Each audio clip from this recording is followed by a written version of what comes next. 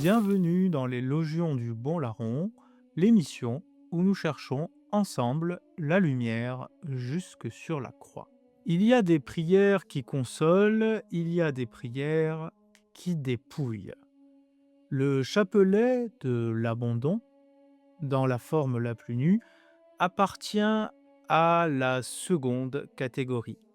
Non parce qu'il serait dur, mais parce qu'il est vrai. Trop vrai peut-être pour notre époque saturée de procédures, de protocoles, de sécurité spirituelle. À l'origine, il n'y avait presque rien. Une phrase, pas même une phrase longue. Quelques mots en italien jetés comme on jette un fardeau hors de soi. Jésus, pensaci tu. Jésus, penses-y, toi. Cette parole n'est pas née dans un moment de confort spirituel, mais dans une vie traversée par l'épreuve. Don Dolindo Ruotolo, prêtre napolitain du XXe siècle, a vécu la maladie, la mise à l'écart, la suspicion ecclésiale, l'humiliation silencieuse. Il n'a pas fondé d'école ni bâti de système spirituel, il a appris lentement, douloureusement, à ne plus se défendre.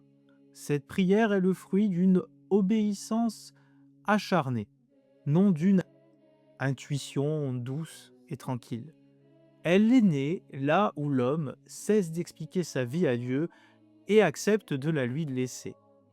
Tout le reste est venu après, les développements, les prières ajoutées, les distinctions entre les gros grains et les petits, les introductions, les clôtures, les cadres rassurants. Marie invoquée, parfois à contretemps, non par excès d'amour marial, mais par crainte du vide laissé par une parole trop simple. Ce mouvement n'est pas un scandale, il est un symptôme. Nous vivons dans un monde qui ne supporte plus le non maîtrisable. Même la foi est sommée de devenir lisible, prévisible, balisée. Avec tous ceux aujourd'hui qui cherchent des signes de la fin des temps, alors que Jésus nous dit que nous ne pouvons savoir ni le jour ni l'heure et qu'il ne faut pas nous en inquiéter, ça en dit long. Nous avons appris à gérer nos émotions, à piloter nos récits, à optimiser nos relations, à anticiper nos chutes. Et peu à peu, sans même nous en rendre compte, nous avons fait de la prière un espace de gestion intérieure. On prie pour tenir, on prie pour comprendre, on prie pour que cela aille mieux, on prie parfois pour que Dieu valide nos stratégies. Alors une prière qui ne demande rien, qui ne précise rien, qui ne promet rien, qui ne garantit rien, devient profondément inquiétante. Jésus, penses-y toi, n'est pas une formule très douce. C'est une dépossession frontale. Elle retire à Laurent ce qu'il défend le plus ardemment, souvent sous couvert de piété, le contrôle du sens, la maîtrise du calendrier, la gestion des conséquences. Or, cette dépossession n'est pas une invention mystique d'un curé marginal. Elle est évangélique jusqu'à l'os. Le Christ lui-même l'a formulée sans détour. Votre Père sait ce dont vous avez besoin avant que vous le lui demandiez. Cette parole n'abolit pas la prière, elle en révèle la vérité. Si le Père sait déjà, alors prier n'est pas informer Dieu, ni l'orienter, ni le convaincre.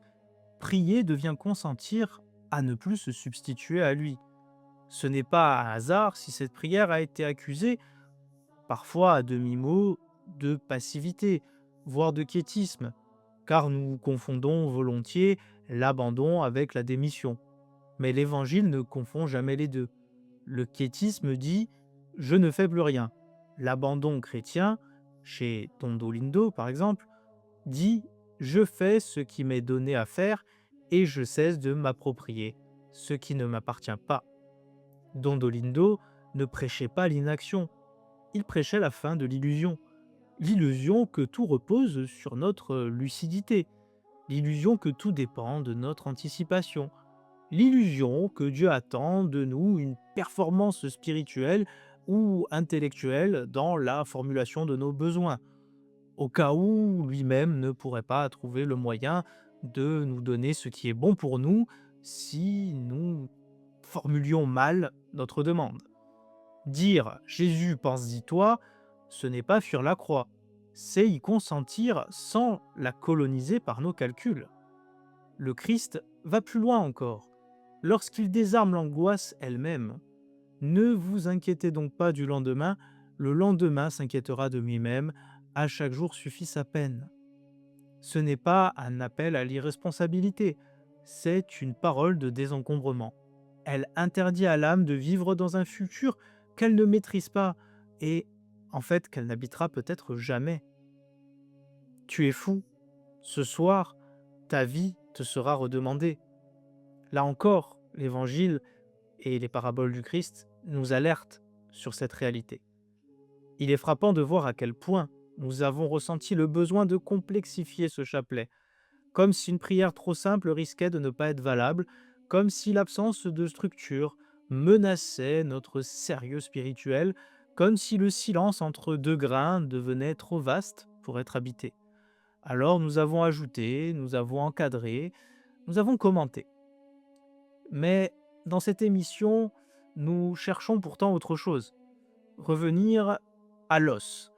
Non pas l'os comme symbole de mort, mais à l'os comme lieu du possible. Et dans la vision d'Ézéchiel, le Seigneur conduit le prophète au milieu d'une vallée remplie d'ossements desséchés. Il lui pose une question qui désarme toute maîtrise humaine. Ces os peuvent-ils revivre? Et lorsque la parole est donnée, Dieu ne contourne pas l'os, il le rejoint. Il promet d'y faire revenir les nerfs, d'y faire repousser la chair, d'y poser le souffle afin que la vie recommence à partir de ce qui semblait définitivement sec. L'os n'est pas ce qu'il faut fuir, il est ce que Dieu choisit pour recommencer. Et Marie, elle-même, n'a jamais empilé les paroles. Elle a dit une seule phrase, puis elle s'est tenue là, à méditer au fond de son cœur tout ce qu'elle voyait. L'abandon véritable, il est toujours pauvre. Il n'a pas de belle décoration, même si moi-même j'adore le baroque. Il ne brille pas, il ne rassure pas, au contraire, il se dépouille de tout. C'est peut-être pour cela que ce chapelet dérange tant, parce qu'il ne permet pas de se cacher derrière la beauté d'un rite, parce qu'il ne laisse aucun espace à l'ego spirituel, parce qu'il oblige une confiance dépouillée, on pourrait dire infantile, qui heurte notre culture de maîtrise. On redevient ces petits-enfants, finalement. Et c'est ça qui nous fait peur. Un grain, une phrase, rien de plus. Et cette question silencieuse qui revient, lancinante. Sommes-nous prêts à laisser le Christ penser à notre place ce que nous ne savons plus porter? Ce chapelet, en effet, ne se comprend que si l'on accepte sa radicale pauvreté. Il ne repose ni sur une alternance de formules, ni sur une hiérarchie entre gros grains et petits grains, ni même sur un développement progressif d'ailleurs. Il peut être récité sur un chapelet ordinaire, mais il n'en épouse pas la logique au sens strict. Sur chaque grain, sans distinction, une seule parole doit être dite: Jésus, à toi d'y penser. Dondolindo ne proposait pas une méthode en fait, mais un geste intérieur répété. Il ne demandait pas de multiplier les intentions ni de les détailler. Il invitait à déposer une situation, puis à cesser d'y revenir, laissant le Christ en charge du discernement et du chemin. Toute tentative de reprise intérieure de contrôle était, selon lui, justement, une défaillance dans cette dévotion. Cette nudité n'est pas une invention moderne. Elle condense une exigence évangélique explicite. Le Christ lui-même nous le dira. En priant, ne rabâchez pas comme les païens Ils s'imaginent qu'à force de paroles, ils seront exaucés. Le terme n'évoque pas la répétition en elle-même, mais le bavardage religieux, la prolifération de paroles finalement destinées à maîtriser Dieu ou à l'aider, encore pire, à l'enfermer dans un flot de demandes, d'arguments, de précisions.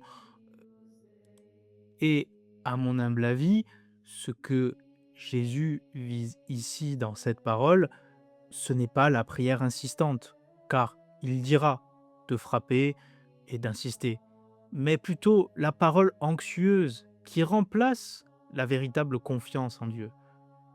Presque l'idolâtrie de toutes ces paroles, de tous ces rites qui peuvent, bien entendu, pas dans tous les cas, mais chez certains, finir par tomber dans une forme de pensée magique. À l'inverse, le chapelet de l'abandon ne cherche pas à convaincre Dieu, mais à se déprendre de soi. Il ne multiplie pas les mots pour sécuriser le priant. Il consent à une parole pauvre, offerte, puis abandonnée. En ce sens, cette prière ne vient pas simplifier la foi, elle la ramène à son axe le plus ancien. Peut-être que ce chapelet ne nous apprend rien de nouveau, peut-être qu'il nous désapprend, finalement. Il ne nous donne pas une méthode pour mieux prier, il nous retire ce qui nous empêche de prier. Il ne nous explique pas comment tenir devant Dieu, mais il nous apprend à tomber, sans bruit, dans ses bras, un grain après l'autre, non pour construire un discours, mais pour consentir à une pauvreté authentique, non pour répéter mécaniquement, mais pour laisser se taire ce qui en nous veut encore tout maîtriser. Il arrive un moment où l'âme n'a plus rien d'intelligent à dire, et plus vite que ce que l'on s'imagine, plus rien de raisonnable à demander. Alors il ne reste qu'un geste, presque enfantin, déposer, se retirer et faire confiance. Jésus lui-même nous y appelle dans le passage des Béatitudes. Venez à moi, vous tous qui peinez et ployez sous le poids du fardeau, et moi je vous procurerai le repos. Prenez sur vous mon joug, devenez mes disciples, car je suis doux et humble de cœur, et vous trouverez le repos pour votre âme. Oui, mon joug est facile à porter, et mon fardeau léger. Ce chapelet, au final, ne promet pas la paix immédiate comme le monde la donne. Il promet une paix peut-être plus vraie, plus rude pour les esprits modernes, une paix qui dit que Dieu n'a jamais cessé de penser à ce que nous ne savons plus porter. Et au final, c'est peut-être là, dans cette prière dépouillée, presque silencieuse, que commence la lumière que nous cherchons ensemble dans cette émission jusque sur la croix.